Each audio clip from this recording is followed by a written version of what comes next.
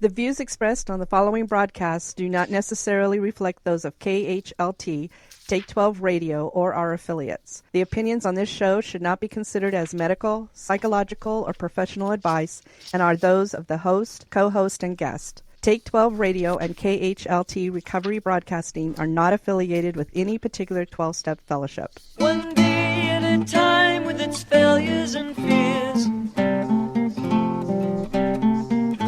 with portion of pain and burden of care, we must meet.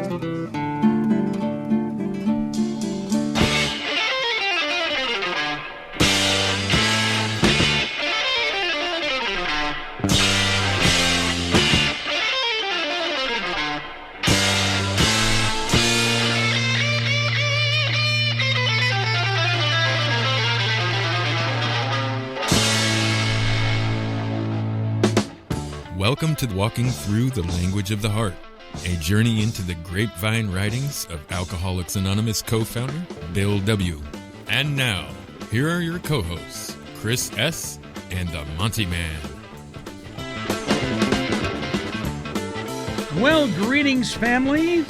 How the heck are you? Some of you are going, nah, I'm not doing too good, Monty. Others of you are going, man, life is grand. And then there's those in between. Well, the good news is there's good news. With all the bad news that we get bombarded with, Chris, I am so glad there's still good news, right? Absolutely. There's always good news. Always good news. So last week I said, Chris, I have a question for you. And you said, what is it? And I said, what is acceptance? And we covered that last week. I got another question for you. Where willpower comes in, where does it come in? Are we going to find out tonight? We're going to find out what Bill says about it in 1962, May of 1962. I know it says we can exert our will all we want where it concerns prayer and meditation in the book Alcoholics Anonymous. It's the proper use of the will, supposedly. The proper use of the will, yeah. Right. But let's see what Bill's got to say here. I'm kind of excited. But before we get started, I want to share with you. There was an amazing thing that happened yesterday, and I want to share it with you. So, a good friend of mine who is a great AA got in some trouble about 7 or 8 years ago with some unethical treatment people, right? And it ended up escalating to the point where federal authorities were involved. And about 5 years ago, the FBI came and handcuffed him and pulled him out of his house. He kind of had a real good feeling that what he was doing was wrong. Patient brokering, you've heard of that, yeah, right? Sure. And for anybody that doesn't know what that is, that's like a treatment system will offer specific amounts of money per person you refer to them, and right. You got to look at it like this, like Bonnie, if you were diagnosed with stage 3 pancreatic cancer or something, and your doctor said you must go to X, Y, and Z clinic, and you go to X, Y, Z clinic and tell them that your doctor sent you, and they send a bag of money to your doctor. It would be monstrously unethical, right? Yeah. But it kind of happens with interventionists and marketers and stuff. It kind of happens like in a different way, but it's the same thing, right? So he got involved in this, and he got arrested, and sentencing was yesterday. I mean, he cooperated, he did everything right.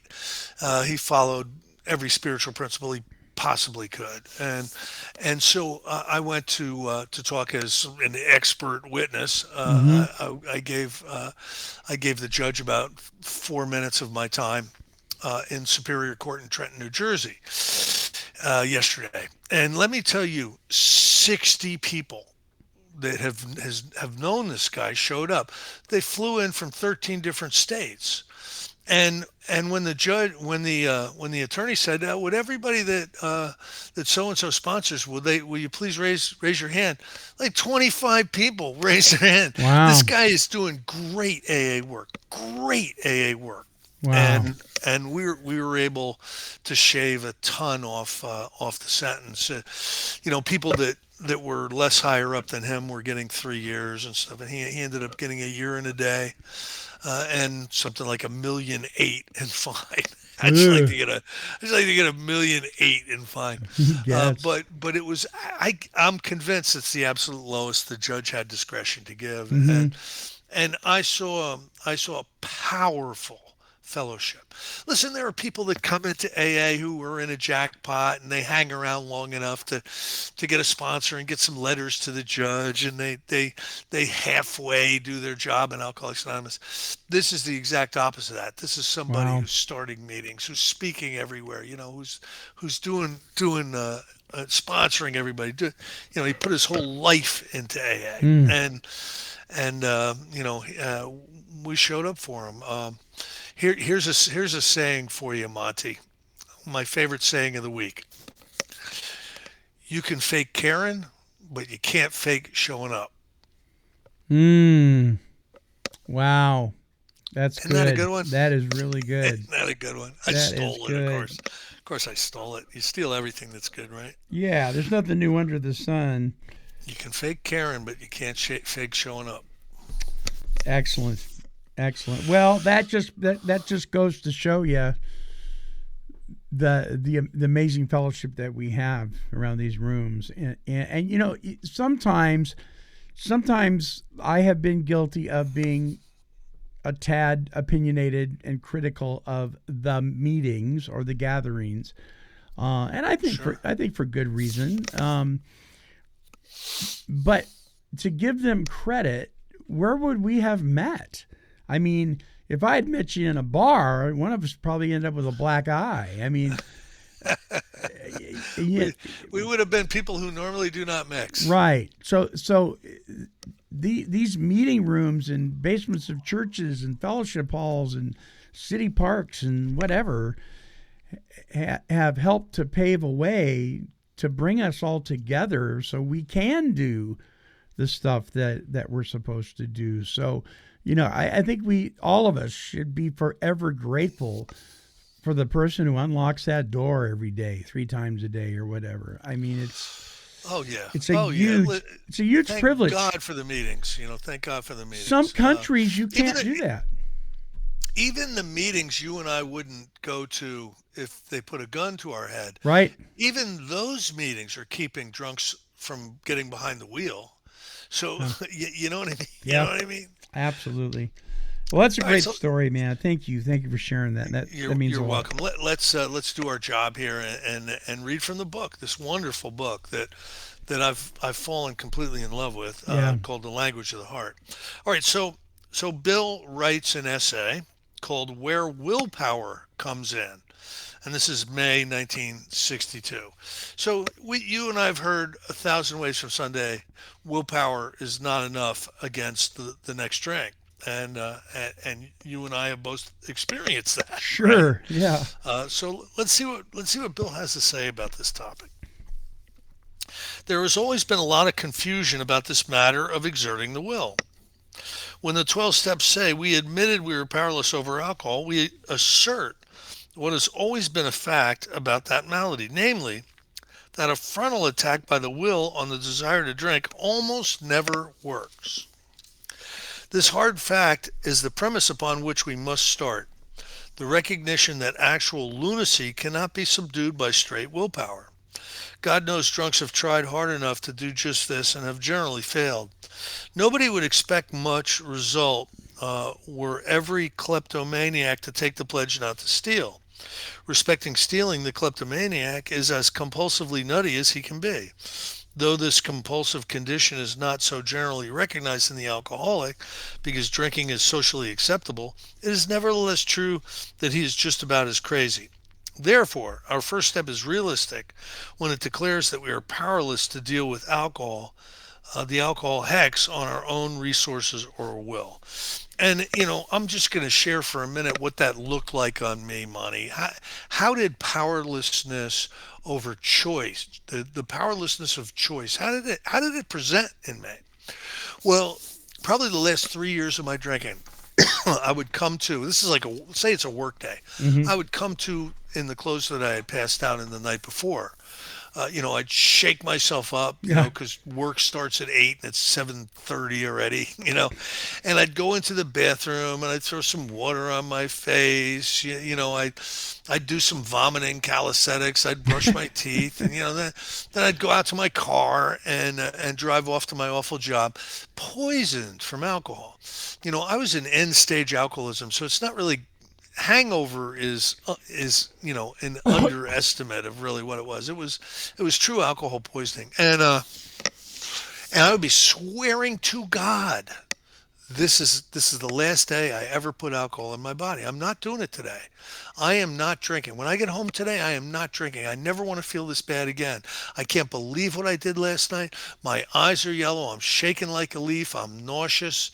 My head is spinning, and I've got to go to work and pretend I'm an electrician. That's it. I'm done. I'm done. I am done. And the thing is if you would have put a lie detector around my wrist and asked me, Chris, are you ever drinking again? I would have said no. And that needle would have gone right to true. You've Yeah. had experiences like that, Monty, right? Absolutely. I mean, we meant it with every fiber of our soul that we were not going to drink Yep. again. And what would happen is I'd get half a sandwich down around lunchtime. I'd be rehydrated. I'd start to feel relatively human. And I would start to think, that decision to never ever drink again, I think that might be an overreaction. I think we might have to modify that decision because it's unreasonable. And I would modify that decision so that I drove right to the liquor store the second I got off of work, and I would start the whole cycle in motion again with another quart of vodka or a quart of bourbon. Now, when they speak about powerlessness, there's something in us. They call it the mental obsession, but what it is it's an utter inability for us to decide never to drink again and have that decision mean anything. So willpower is not going to work on separating from alcohol. Willpower alone. So let's see where willpower might be helpful. Let's see what he says. Before we go to Sure. that, so you and I have run into many people, I'm sure, that when they hear what you just said, yeah, but it's still a choice. You made a choice. Yeah, I suppose if you want to say the acrobatics of it all, that's true. But what do you say to them? Because they just aren't getting the powerless piece. So one of the best ways I ever heard it explained was on a short film called Pleasure Unwoven, and it was Oh, I've seen it. Yeah. it was a film that was done by a flight surgeon. He was actually the flight surgeon of Blue Angels, and he was an alcoholic and a drug addict, and he got his he had to go to Leavenworth prison because he was stealing the drugs from the clinics and stuff, right? But he ended up getting sober and becoming a really great member of recovery and a great treatment collaborator, collaborates with many treatment processes. And so this surgeon, this flight surgeon, how he explained it is this: a lot of doctors would come to him and say, it is a choice, the person is making a choice. And he said, well, how about this, how about there's somebody at a bar and he's an alcoholic and he's got a drink in front of him, and you put a gun to his head and you say, if you take a drink, I'm pulling the trigger. He's not going to take the drink, but there's going to be a time when you're not holding the gun against his head. There's mental dynamics and mental gymnastics Yeah. that wrap into this obsession that hits us at certain times, and why else does 90% of alcoholics drink themselves to death? Why? We're not dumb people. Yeah. Lack of knowledge is not our dilemma. Lack of power is.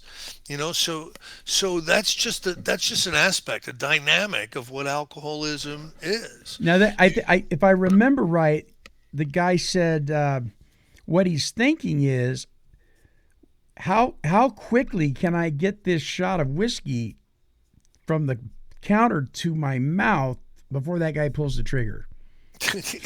Yeah. Yeah. So our thinking is just it.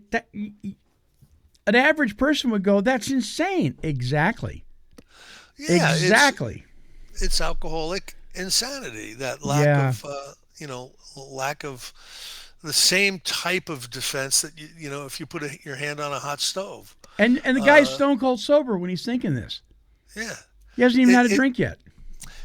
they liken alcohol to like a shellfish addiction. Like, you're gonna end up in the hospital after being EpiPenned if you eat shellfish, right? Right. Why in the world would you do it day after day after day if you're ending up in the hospital every time after you EpiPen yourself? That would be insane, wouldn't it? Sure. Well, if you're an alcoholic and you're putting alcohol in your body, that's insane. Yeah. Because we're allergic to it. We have an unnatural reaction to it. It causes us more misery than relief. So if it truly is it's a form of insanity, then that would explain why I do it when I don't want to. Yeah. Right. We at certain times the alcoholic does not have any mental defense against the first drink. We lack what we would normally have for putting our hand on a hot stove. We don't have access to that sound reasoning, and sometimes we think that this might not be a good idea. Sometimes we don't even think before we put alcohol in our body. How's that, Monty? Yeah. Like, are you going to call your sponsor if you don't even think? Are you going to double up your meetings if you don't even think? Chris, you just had a DUI last week, and here you are with a bottle of vodka between your legs driving. What were you thinking? I wasn't. Nothing. Yeah. Nothing. What are you talking about? What was I thinking? That's what makes us look weak, stupid, and irresponsible. This lack of power, this lack of choice, this lack of control. It makes us look weak, stupid, and irresponsible. But Monty, we're not. Right. We're not weak, stupid, and irresponsible. We're powerless. Yeah. You know what I mean? Yep. So, anyway, that being said, but even AA's first step asks for willingness. The willingness to admit that our willpower is not working head on. But that's only a starter. All the rest of AA's 12 steps require both willingness and willpower. They certainly deal in religious and moral values. For example, we must acquire the willingness to take a moral inventory. This much accomplished, we then must muster the gumption to actually do that. We can become willing to believe in the efficacy of AA's 12 steps, carrying the message to others. But if we are aroused from sleep at 12 o'clock at night to make a 12-step call, well, the actual making of that visit may call for a considerable amount of willpower. Yeah. That a lot of times I have to use my willpower, to hear a fifth step. It's one of the hardest. It's one of the hardest things I do today, Monty, is hear fifth steps. It just is. Everybody's got their thing, right? But for me to sit there for 2 hours or 4 hours or 6 hours and just pay attention to somebody else talking about themselves is very difficult for me. Are you okay hearing a lot of fifth steps?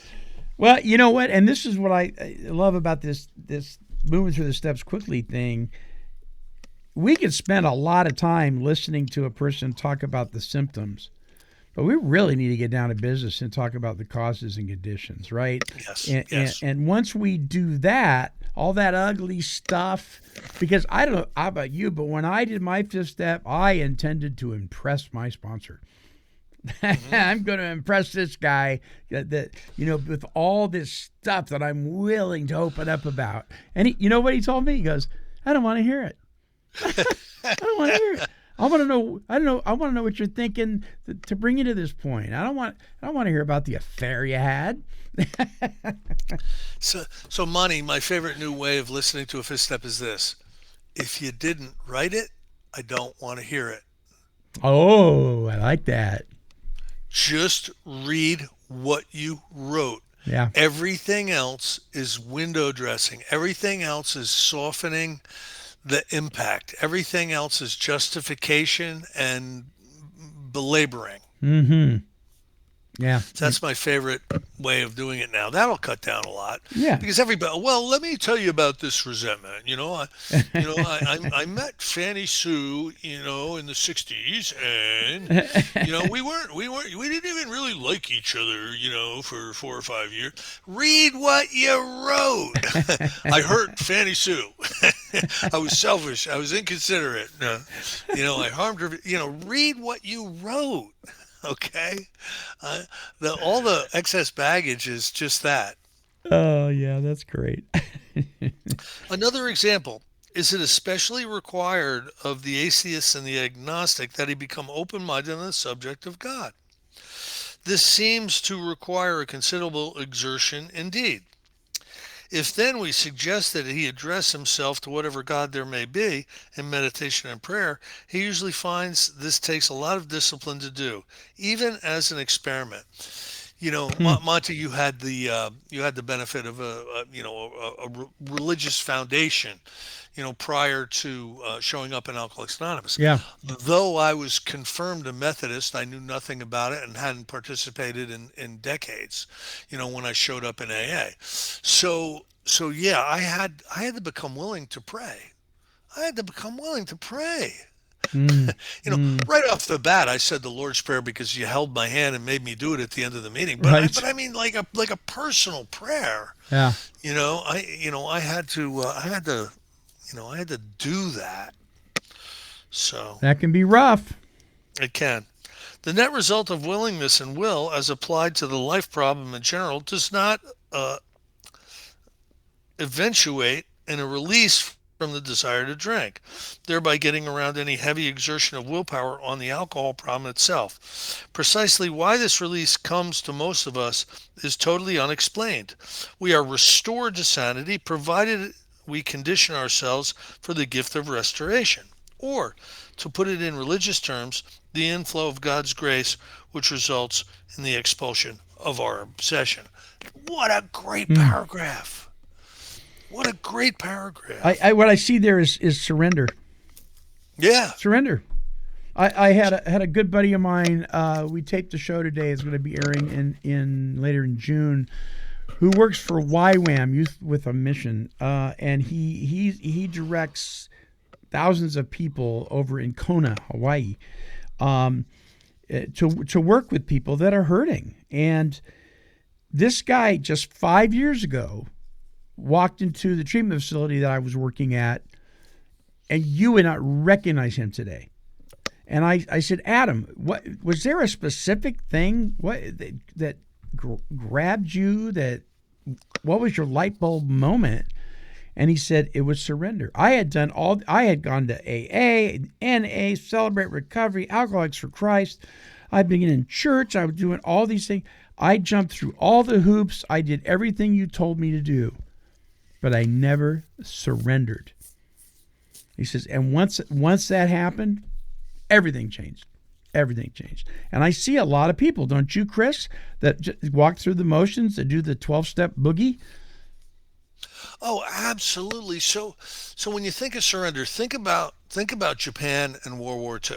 All right, Japan attacks us at Pearl Harbor. We're really upset. We've got great scientists, and we develop the atom bomb.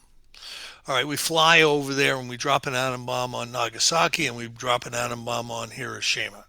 All of a sudden, the white flags come up. Right? Okay, we give up. They don't know how many of these bombs we have. We could decimate, the whole island. So as far as they know, right? So they wave the white flag. And what the white flag means is this. We surrender. We are putting down our weapons, and you're going to tell us what the conditions of the surrender is. It's an unconditional surrender. And what that means is, we're gonna tell you how you're gonna meet the conditions of that surrender. So if Japan all of a sudden, we told them no more war machine, don't build any more aircraft carriers, blah blah blah. We told them what we wanted them to do. Now, if they decided to ignore the conditions of surrender, what would have happened?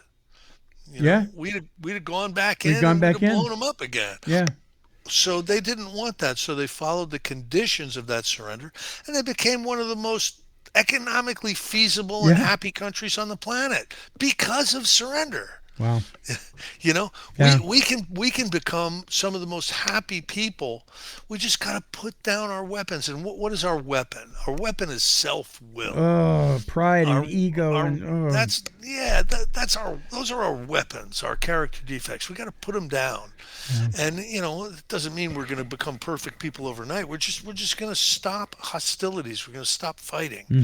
We're going to stop fighting alcohol, and we're going to comply with the conditions of that surrender, which really are the 12 steps, sponsorship, meeting attendance, service commitments. That's really Yeah. the condition of our surrender.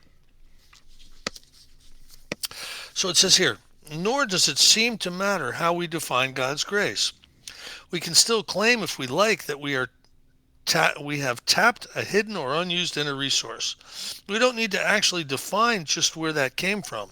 Or we can believe, as most of us finally do, that we have tapped the resources of God as He exists in us and in the cosmos generally. None of us can presume to know exactly how this is. That's another very, Mm. very powerful paragraph, especially for those of agnostic bent, because what he's telling us is these conditions of surrender will bring about a God consciousness in us, Yeah. and we will be able to move on from there with the development and the access to the power of this God. You know what I mean? I think it's on page 63 in the big book where it talks about, we first thing we had to do was quit playing God. It didn't work, etc. And one of the statements in there says, as we felt new power flow in. And I'm like, I did. I experienced that. And it happened at the surrender point. Because now God could do in me because I gave up. And now his word, now his spirit of love and mercy. I mean, Chris, I felt it. I am telling you, and it wasn't because of bad pizza the night before. It was real. So we've all had those. I won't call them white light experiences. We've all had the consciousness of the presence of God. Mm-hmm. We've all had that. And what Alcoholics Anonymous is about developing the best spiritual climate for that relationship to grow. Yeah. Amen. You know what I mean? Yep. Yep. All right. Of course, I do not mean to say that no willpower respecting the alcohol problem is ever to be used.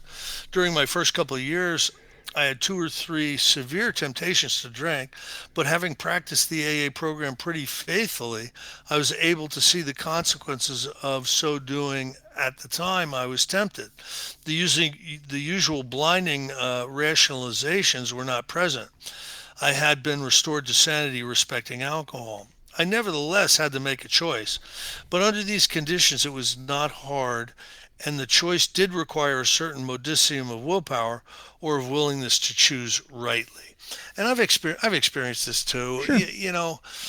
I'm there's been I remember I was sober about 3 months, and somebody called me up and said, hey Chris, I got an 8 ball for you. I'm on the way over. And I'm like right then there was a choice to be made.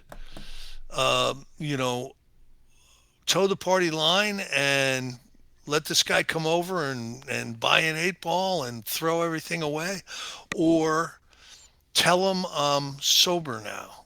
And what came out of my mouth was, I'm sober now. I don't do that stuff anymore. Did that And so surprise you? Did it surprise you that you said that? so it almost came from another me. And I started to realize that there is a restoration of sanity. In any other time or place, that would have it would have been a different choice. So I knew something was happening in me, and I knew I was serious about this stuff. And I think that was a choice that came. Now I had the power to choose. I didn't have the power to choose before.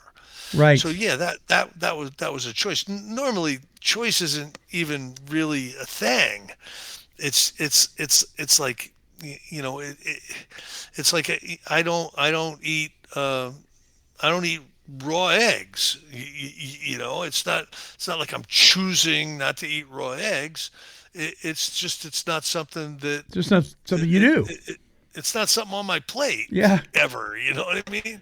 So So it's a that's kind of the way non-issue. it is. It's not even. It's yeah. So what do you think about when people teach people in the groups and in the meetings? Well, we're powerless over people, places, and things.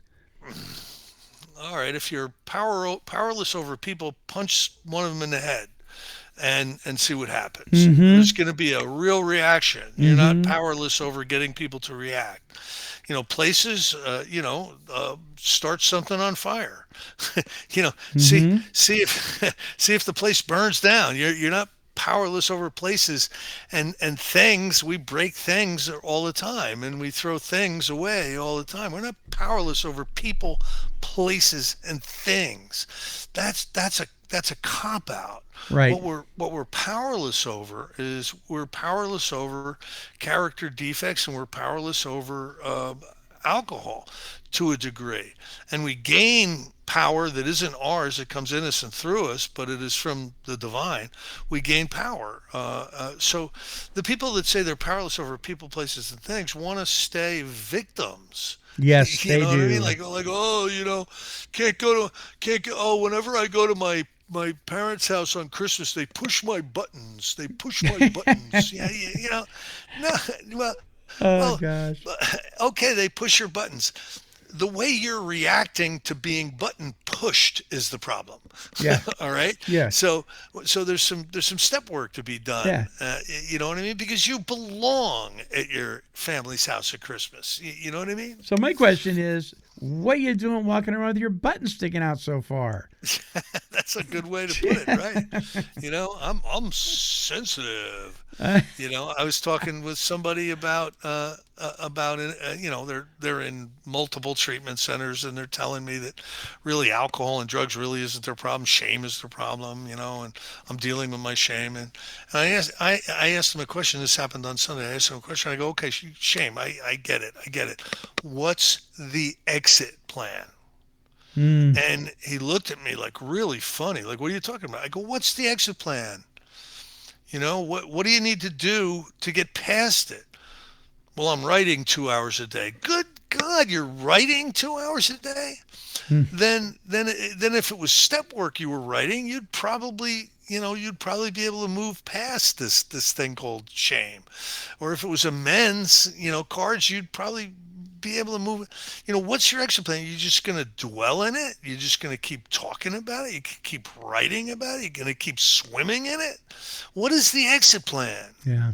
And if your therapist doesn't have an exit plan, then therapy is not an adequate I know. inadequate treatment for shame. You know what I mean? You got to show me something at the end of the road where I'm going to get better. You just have to.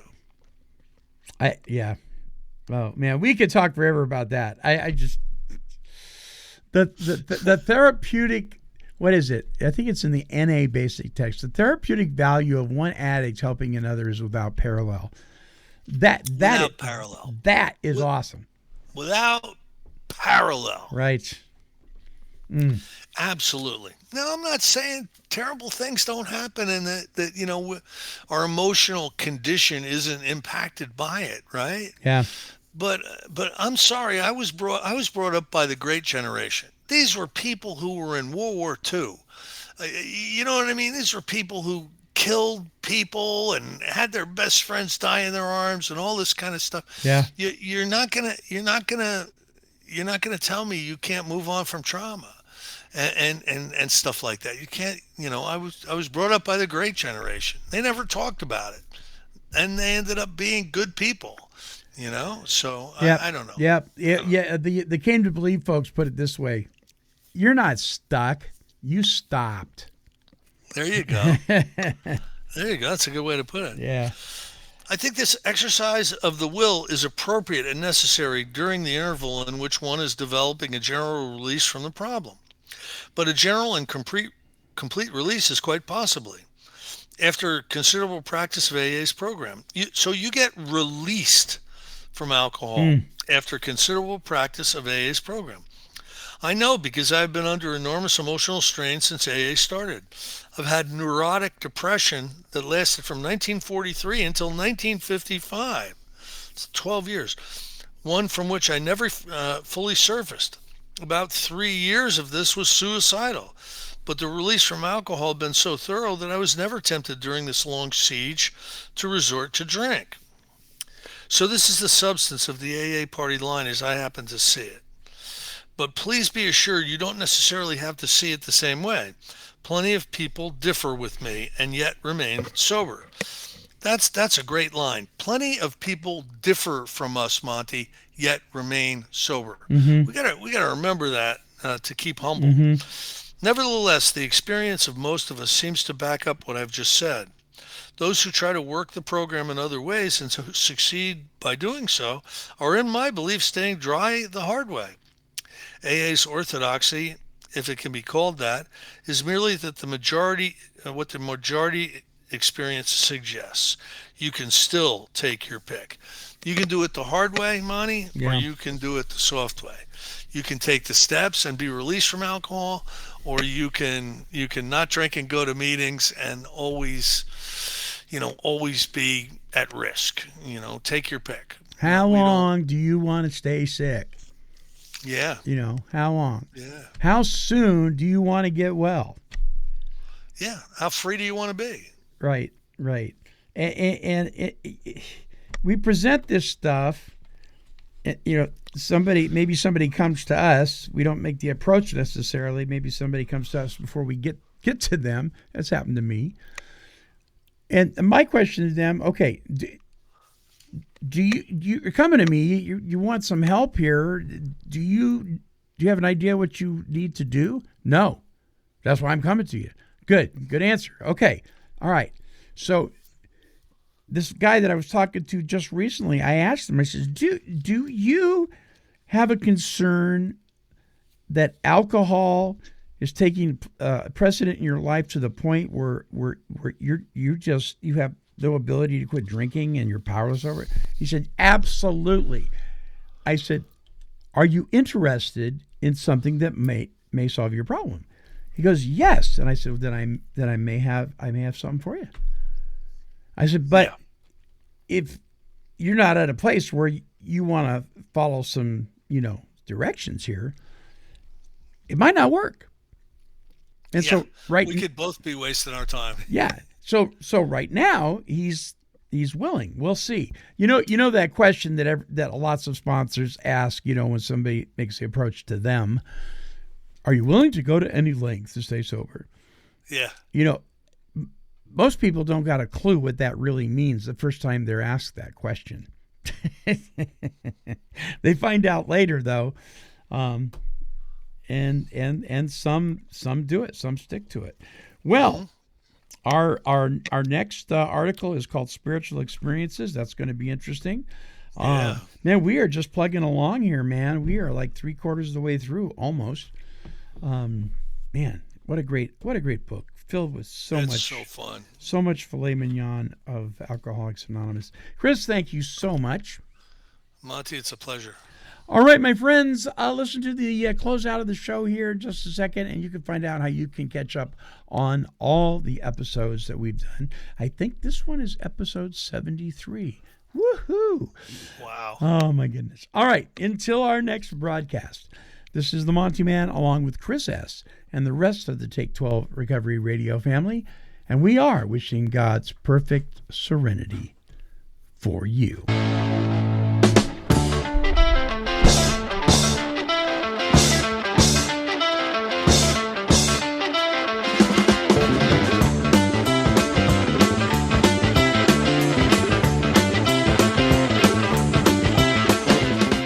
For more recovery workshops with Chris S. and the Montyman, visit our website at take12radio.com and click on the Recovery Workshops banner.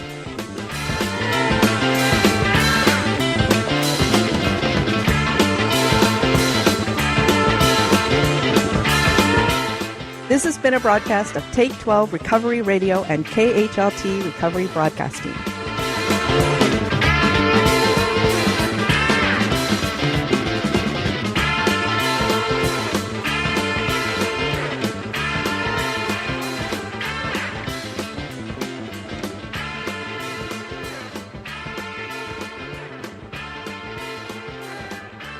This has been a Chicken and a Pig production.